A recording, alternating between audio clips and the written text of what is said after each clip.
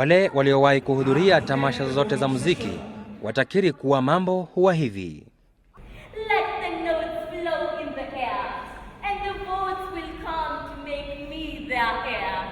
Pick them, 100 pick, 1,000 pick, 500 pick. Hata hivyo, kwa wanafunzi wa shule ya upili ya wasichana ya Butere wataishia kunawa pasi na kula baada ya mchezo wao wa kuigiza Shackles of Doom kupigwa marufuku kutoshiriki katika tamasha za muziki za mwaka huu katika kiwango cha taifa.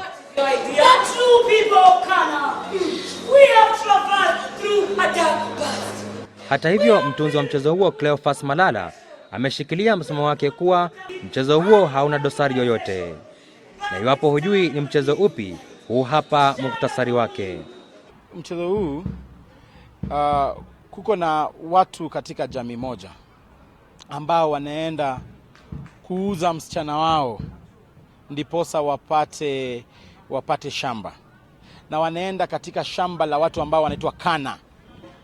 Hao watu ambao wanaitwa Kana wenyewe wanajiita True People of Kana. Saa zingine wanajiita True Kana.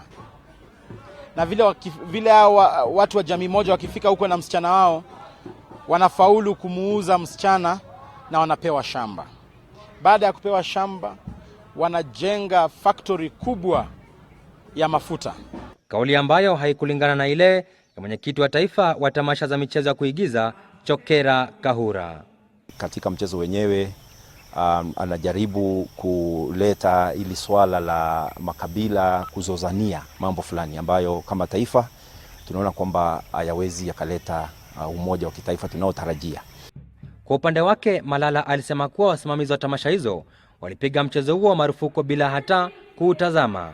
Mchezo wangu hausemi watu wauane ama watu wafanye nini. Hapana, unasema tu kwamba nchi yetu iko na ukabila.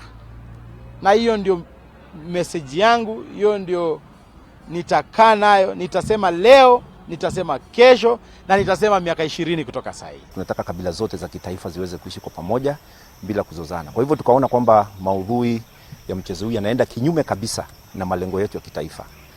Hata hivyo, Malala ambaye ni mwakilishi wa wadi ya Mayakalo katika eneo bunge la Lurambi amesema kuwa tukio hili halitampiga mshipa kuendelea na utunzi wa michezo ya kuigiza. Kwa mujibu wa Malala, badala ya mchezo wa Shackles of Doom kupigwa marufuku, ungepewa nafasi ya kufanyiwa marekebisho ili iwe faraja kwa wanafunzi wa shule ya upili ya wasichana ya Butere. Victor Wetende, Citizen Nipashe.